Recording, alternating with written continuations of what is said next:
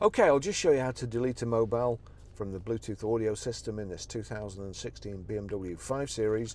So from any screen, you've got telephone at the top. We're on sat nav at the moment, but telephone is top right button, so we click telephone. And then you've got Bluetooth menu. We click Bluetooth menu. And here you can see Bluetooth add new device or my phone, which is paired. But you've got this setting sign at the side like a cog or something. So we knock the iDrive across and that brings up a new display. Configure device or remove device. Remove device. That's it gone.